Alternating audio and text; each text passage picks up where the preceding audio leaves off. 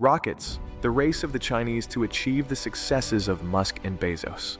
More than 400 companies have sprung up since the state admitted private initiative for missiles and satellites 11 years ago.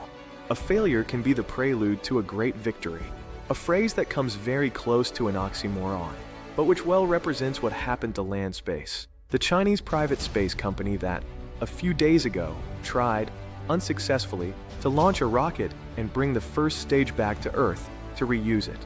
Zhang Chanwu, head of land space, is therefore the first non-American who has attempted to break the monopoly of Elon Musk and Jeff Bezos.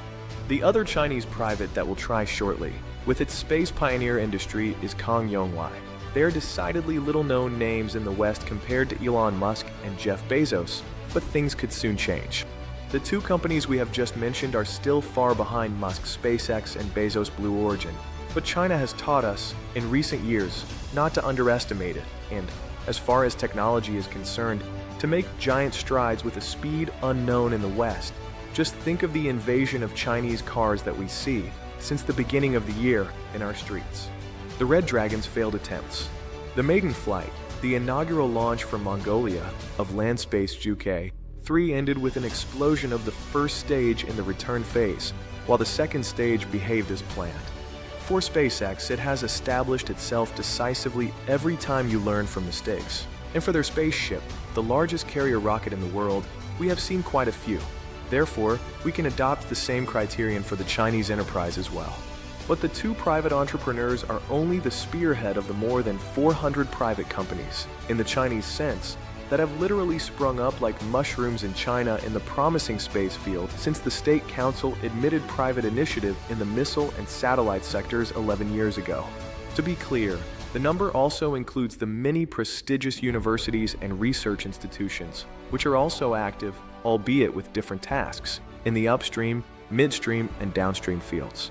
In fact, at the heart of each segment is the substantial contribution of a dense network of academic institutions, national laboratories, and funding bodies that contribute to satellite design, materials science and research and development in the communications sector.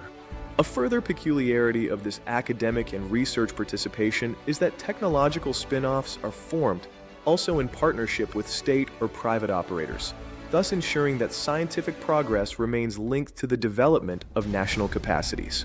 CASC opponent of NASA for the Moon and Mars.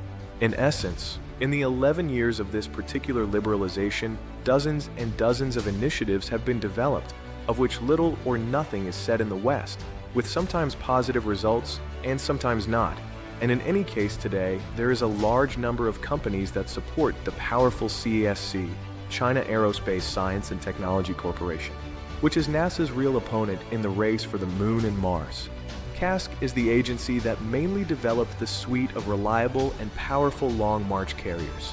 In 2024, there were 49 launches of various carriers, which can reach a maximum capacity of 25 tons, 5 more, to get an idea, than the most powerful European carrier, Ariane 64. CASC also has a reusable first stage launcher in its drawer to try out shortly.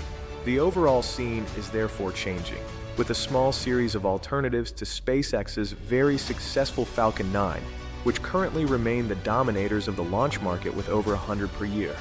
The Chinese state agency is also developing, with difficulty like SpaceX, a carrier rocket to arrive on the Moon with men and payload to begin the colonization of the South Pole of our satellite, the powerful Long March 9.